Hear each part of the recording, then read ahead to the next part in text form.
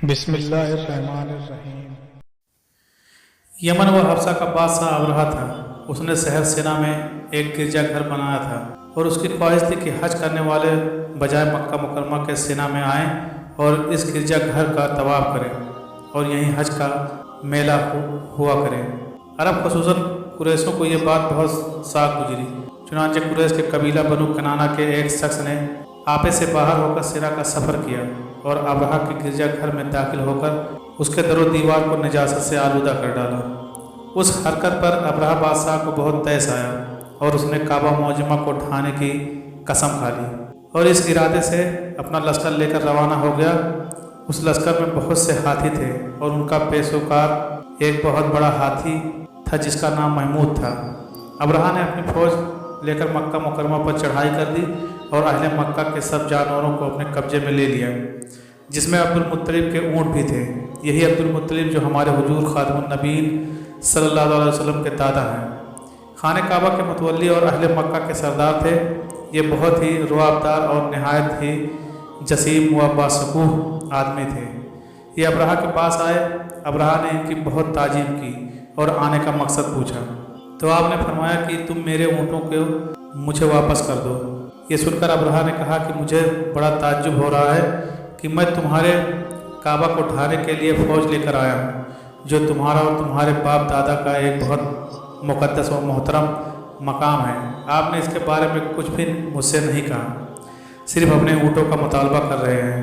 حضرت عبد المطلب نے فرمایا کہ میں اپنے اونٹوں کا ہی مالک ہوں، اس لیے اونٹوں کے لیے کہہ رہا ہوں، اور کعبہ کا جو مالک ہے وہ خود اس کی حفاظت فرمائے گا، مجھے اس کی کوئی فکر نہیں ہے۔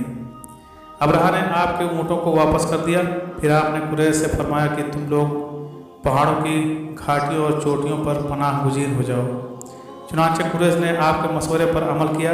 اس کے بعد حضرت مطلب نے کعبہ کا دروازہ پکڑ کر بارگاہ الہی میں کعبہ کی حفاظت کے لیے خوب رو رو کر دعا مانگی، اور دعا سے فارغ ہو کر آپ بھی اپنی قوم کے ساتھ پہاڑ کی چوٹی پر چڑھ گئے۔ ابرہہ نے صبح تڑکے اپنے لشکروں کو لے کر کعبہ مقدمہ پر دھاوا بول دینے کا حکم دے دیا اور ہاتھیوں کو چلنے کے لیے اٹھایا، لیکن ہاتھیوں کا پیشورو محمود جو سب سے بڑا تھا وہ کعبہ کی طرف نہ چلا۔